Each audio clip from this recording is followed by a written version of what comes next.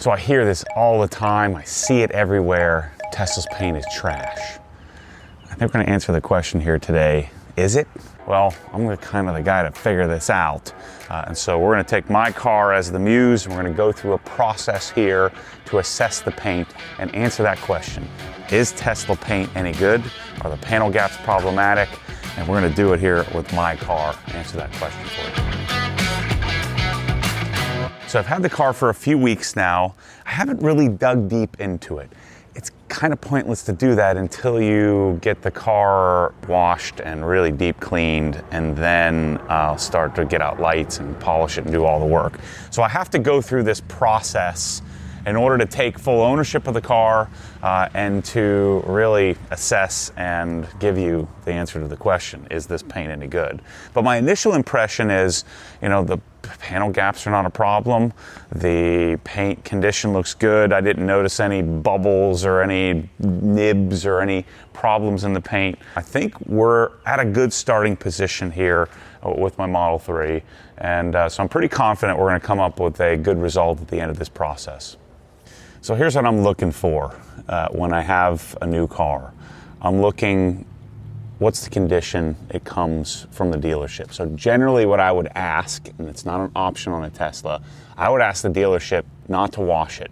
My Porsche that's in the garage here, I talked to my dealer friends and I said, hey, don't touch it, don't wash it, don't take the stickers off, just send it to me as is.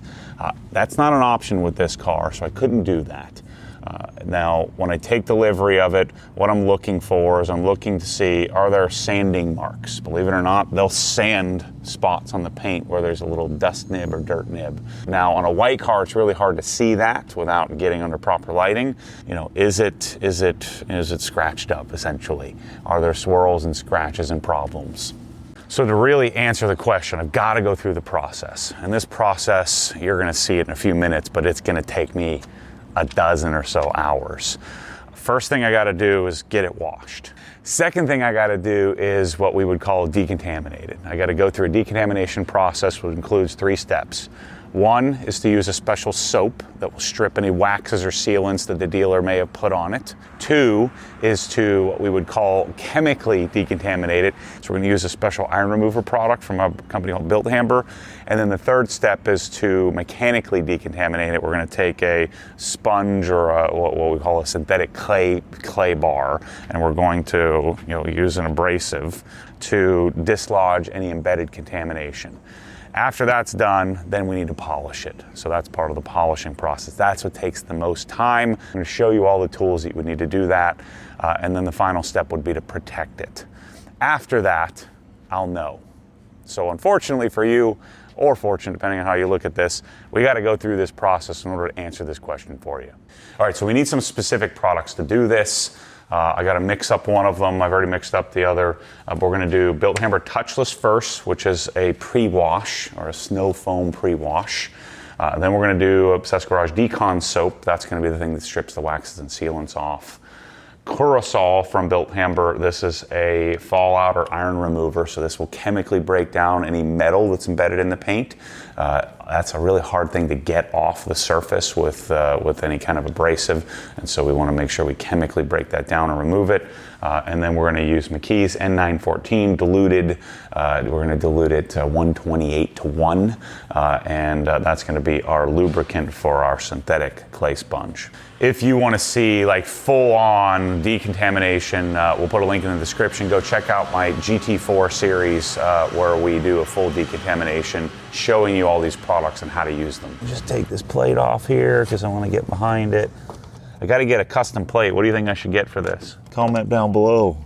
The people who call it an M3 don't know what an M3 actually is. I'm going to take this whole thing off. Grab this little guy here, and I think maybe it's a T25. Oh, bad guess. What kind of mechanic am I? See, that's why I take that off. All that dirt. We're going to polish that. All you Tesla bros, you really need this in your life. The Matt Moorman Obsessed Garage bucket package. It's freaking sick.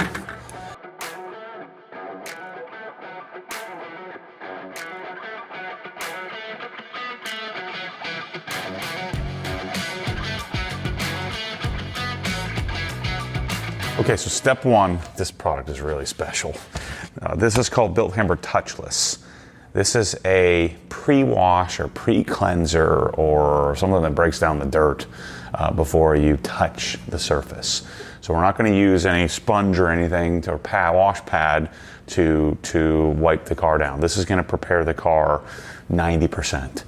It's going to strip off dirt and grime and tar and stuff like that. It's going to break all that down.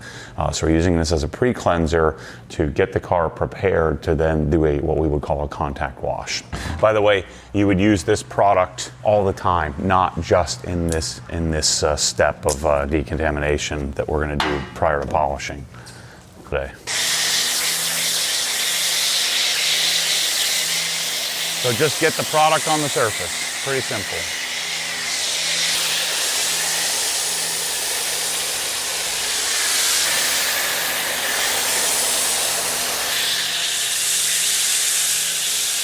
So this step here will do the lion's share of the work and getting us prepared.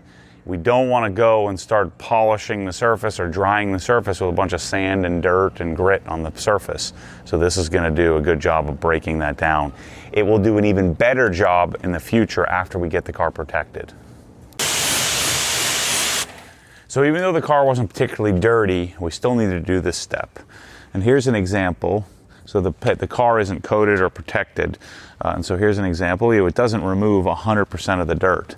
We're going to have to go and we're going to have to use, some sort of, we're going to have to use a soap and, to actually contact the surface to get it completely clean. But this is a good one step. If you wanted to do a quick wash and go drive off, this is a good way to wash the car. If it were protected, it would make it really, really clean.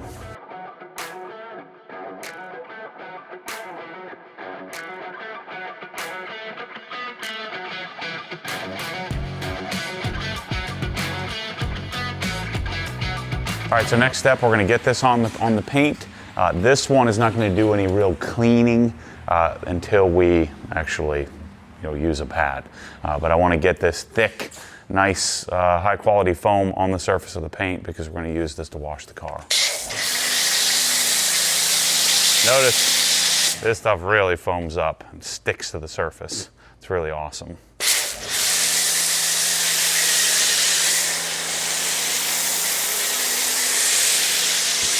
This is probably the oldest product that I still have in my process here. I've been using this for a long time. Even before it was called OG Decon soap. It's a good maintenance soap too. You can use it for coating maintenance as well, or your protection maintenance. Let's mix up our bucket. So I dumped my excess soap, which is probably enough, but I'm a bit of a soap abuser. So I'm a 2-bucket user, one for the initial dunk to remove some of the dirt from the pad, and then one for the soap. You don't have to use 2 buckets, but I prefer it. So we're gonna take, and nothing special about this. I don't wanna use any pressure. I don't wanna add any scratches if I can help it. And so we're just gonna go flipping the pad often. Now remember, with the Built Hamber Touchless, we got it pretty well pre-washed.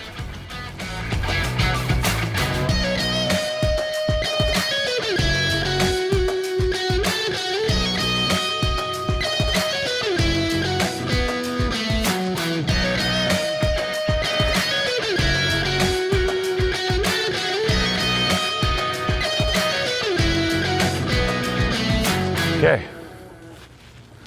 Next step is rinse it, and then we're going to remove the iron.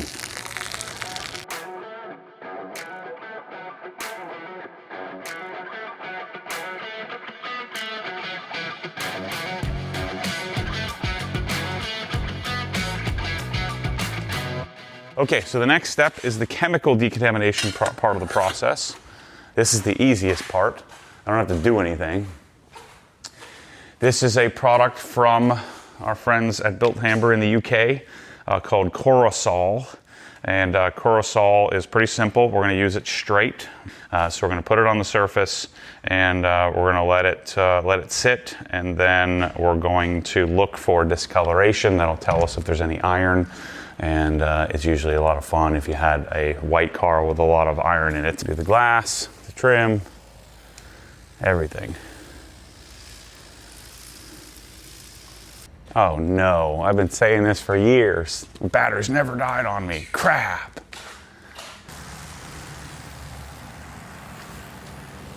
This battery's not doing so well either. Shoot, I'm gonna have to do this by hand here in a minute. Not ideal.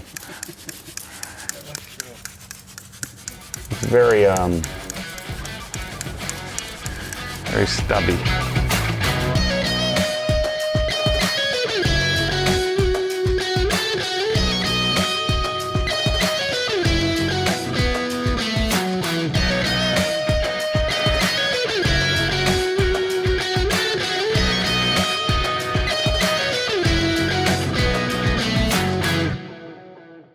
Okay, next step, mechanical decontamination. So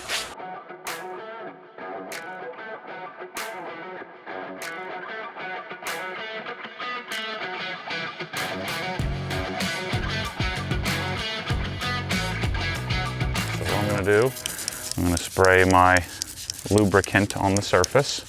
This will help the clay bar glide and will also help reduce the amount of marring or scratching that we're doing to the surface. And then I'm just gonna go around the surface like this. I'm not using any particular pressure. It's funny, I can start to see the pearl of the paint as I get it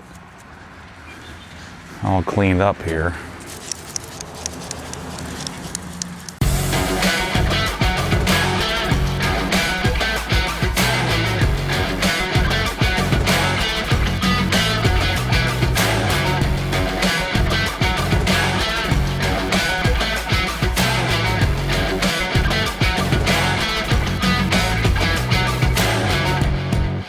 So if you're wondering, I was using the new Ego 880 with their Ego branded stubby nozzle.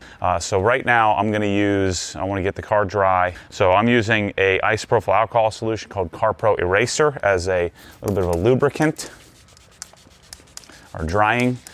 It's not going to add anything to the surface. It's actually stripping the surface clean of any leftover residue. So we have a nice clean surface ready for our polishing stage.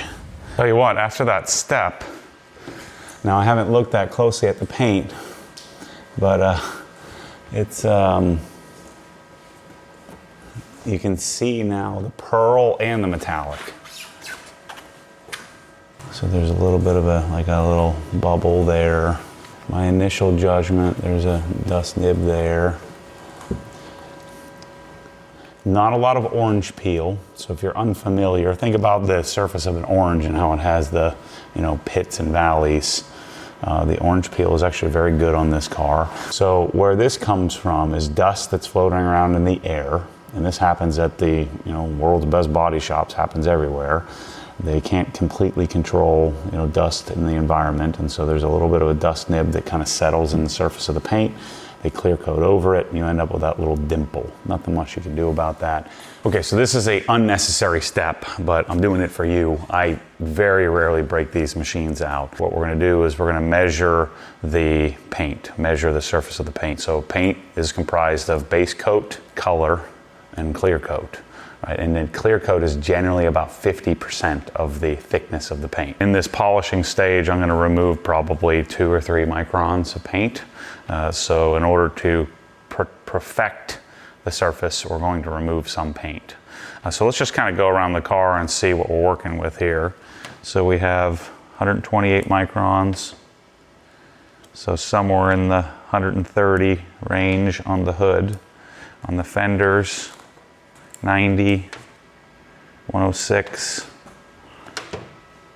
94, 116. That's pretty standard for a factory paint job. This here is also metal. So 70, 76, 70. So all that tells us is that there's a little less paint to work with on this section than there is on that section. Let's check the door. 100, 106, 114, 128. This could also tell us if something's been repainted. 92, 104. So let's compare that to, say, this guy here. 90, 92, 110. So more paint on the Tesla than on the Porsche. So, you know, that's saying something. So a gauge like this, it's a relative measurement, right? And so if we had 432 microns of paint, we know that it was probably repainted and they put multiple coats of clear coat on. You could still have a good theoretical reading, and you damage the paint or you go through the clear coat. Okay, so this is pretty rare, right? For me to get, now this is white paint. It's hard for me to see, it's hard for me to show. But there is little to no, even after I just marred the surface, there is little to no imperfection. I can't find much here. We don't get much better light than this. This is a scan grip, super high quality LED. And I can't see a darn swirl to save my life, even with this light. So if I can't see it with this light, we're not gonna see it out in the sun. We're not gonna see it with the Cree lights overhead. Bad news is we're not gonna see some great before and after. But this, again, chalk this up, add this another notch in the belt, that the Tesla paint is pretty nice. I'm gonna give it a bad score for the amount of nibs and little, dust particles in the surface of the paint, but I'm gonna give it a great score for swirls, scratches, dealer prep, all those things you can kind of add together that even after me going through the decon process, I don't see a whole lot of scratching. So I could probably get away with just finish polishing this, but to be certain, I'm gonna do the two-step. So this is what I'm finding to be the most common imperfection we're having to really narrow in. So that's good news for the quality of the Tesla paint. And there's some of these in my $200,000 Porsche next door here. So now the match, this is pretty common from metal to plastic panels. This white and white is the most difficult, but this white is a different color than that white. There's a little more blue-gray in this than there is in this. And so the front bumper is a little slightly different shade. That could possibly be from material. There's also a little bit more orange peel in this than there is in this. See this little lucky little nectarine, or whatever the heck this little thing, this little orange looking thing, has little pits. And so what we say in paint, if you compare, you see the waves, and there's a little bit different orange peel on this surface than there is on this surface.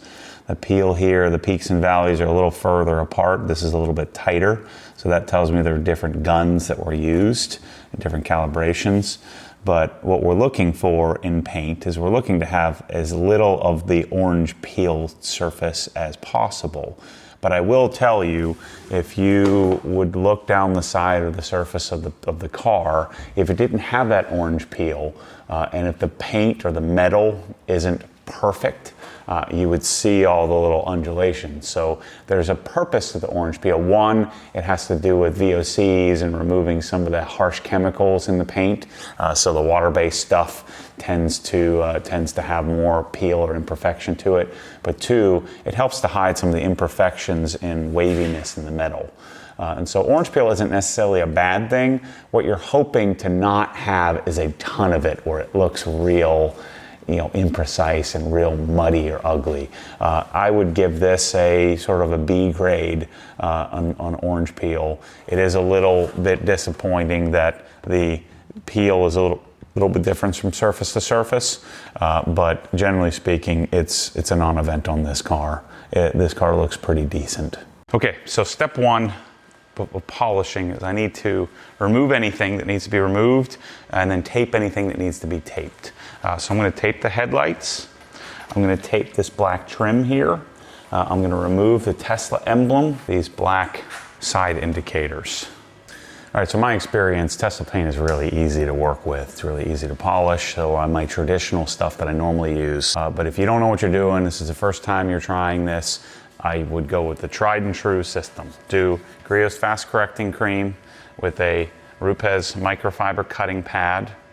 And we're gonna follow up with Sonax Perfect Finish, which is our finishing polish, and we're going to do that with a 5-inch, 3-inch, 1-inch Rupes yellow foam pad.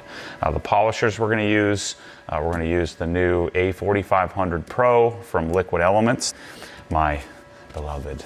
This sucker is magical. It's the quietest, most powerful, most amazing machine of all time. We're going to use the Rupes Nano long neck. I do have my bottle of Cart Pro eraser in order to wipe and inspect. I have a Rupes claw tool, which is the butterer and the scrubber for my pads. And then I have a couple of microfiber towels. I have a lower pile and a higher pile that we're going to use to wipe. If you can get this in your life, I would highly recommend it. But having air and power reels, having these in your garage is incredible. We have tons of these in stock. We actually have a sale going on right now because I have tons in stock. But we do them in blue, gray, and then this like crinkle black or this textured black, which is awesome. Make sure when you have a polish, shake it up. It's been sitting in your cabinet, shake it up really well. And I'm going to take and spread it around as evenly as I can. Take my Rupes claw tool to get it all over the surface. And I'm going to take and put 2 dots,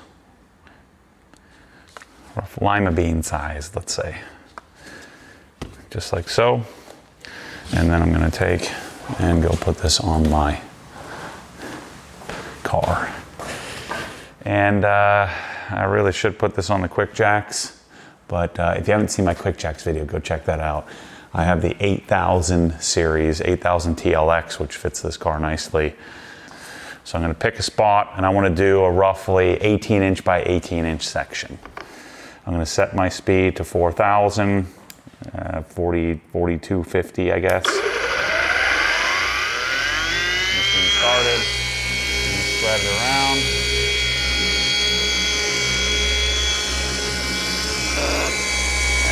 Do a nice, slow, controlled movement.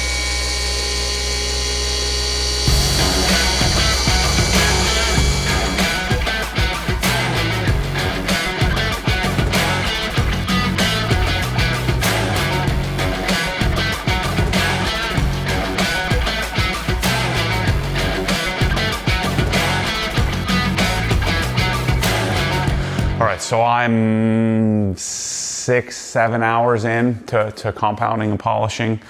So I was able to do all the compounding of the whole surface. I actually already polished the hood, so I did that right away. You probably saw that in the time lapse there. But the finishing polish step, most of the gloss and most of the shininess is coming from this step. So we're gonna make roughly 3 sets of passes. I'm gonna do much bigger areas. I don't have to worry about managing edges and all that stuff, but this is a really important part of the process. I'm not sure I can call this good as I'm this far in, so I'm not 100% sure that I'm going to call this paint good.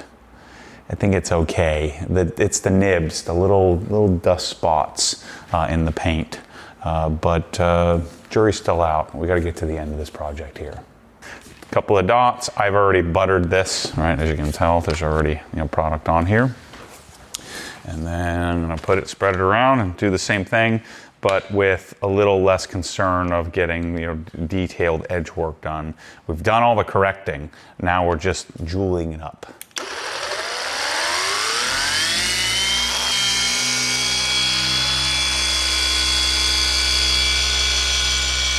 So I'm going to go around, do the rest of the front clip, and I'll come back to you when it's time to do the protection step.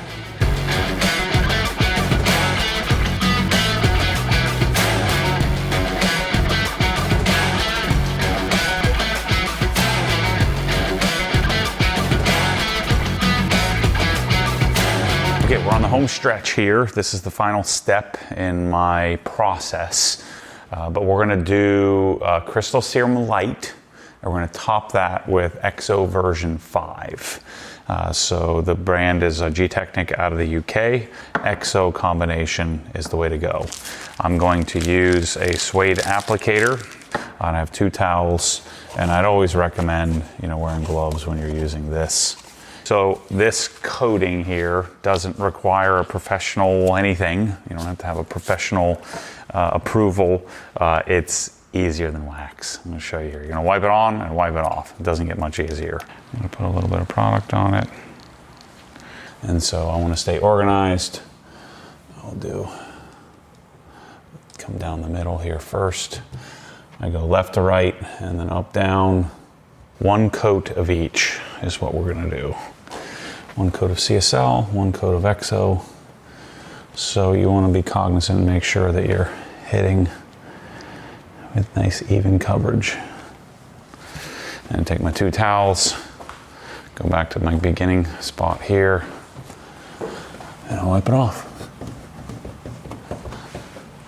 So we just did all this work, spending a dozen or so hours correcting the paint. We're putting this product on in order to protect the paint. It'll sort of lock in that nice finish that we just spent all that time creating, by polishing and refining.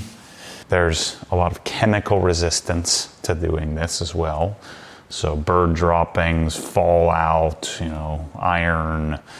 And then for me, it just freaking looks good and feels good.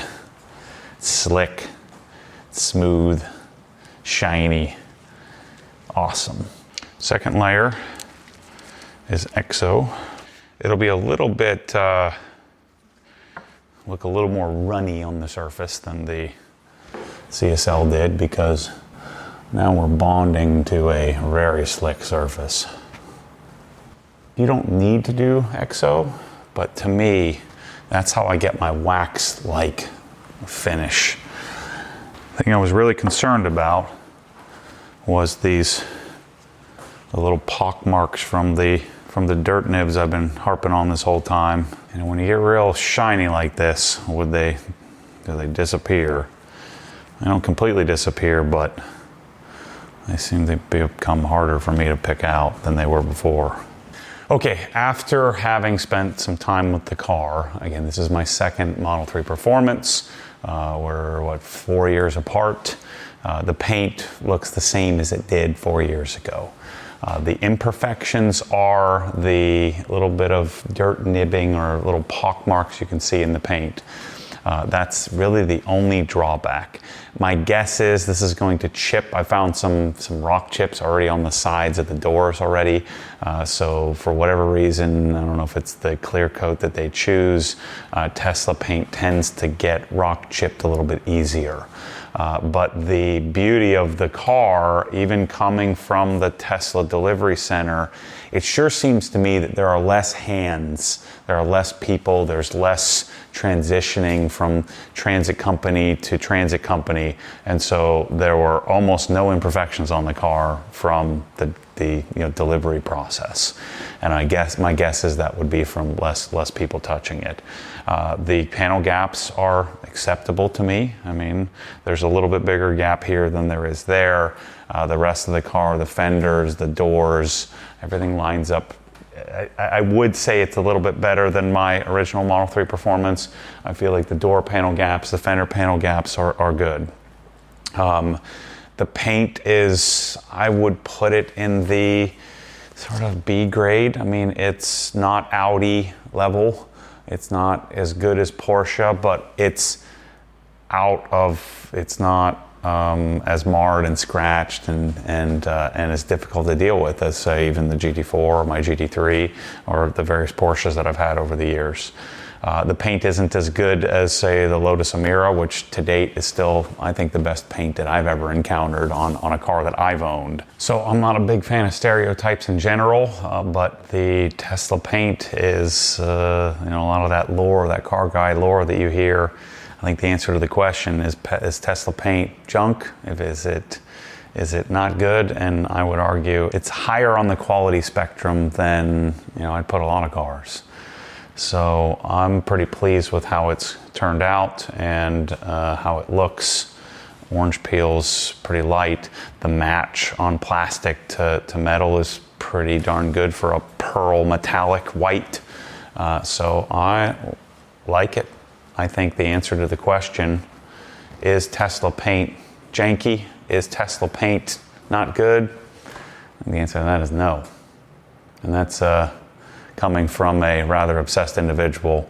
Paint on cars is kind of my thing. And could it be better? Certainly. But am I disappointed? Not in the least bit. Especially since this is a $50,000 car. The quality to me is beyond acceptable. So I hope you enjoyed this. For all the products that I used in this video, there's a lot going on here. I shared with you the lion's share of what I used. Go to obsessedgarage.com. We're happy to help you out. I've got various packages for all of this stuff, decontamination, polishing, our hose reels, all the different things that make this experience better. I even got the darn QuickJacks out. We offer those as well. Next video, make sure you're keeping an eye out for. We're going to do a very specific wheel video and then use a very new polish and a new process for taking care of the glass. Especially if you own a Tesla, you got a lot of glass. It can really make your ownership experience better if you do stuff like this to take care of it. Thanks for watching. As always, stay tuned for more crazy. This is what I do every day in the garage, and it makes me enjoy the car a lot more. Can't argue how good that looks. See you soon.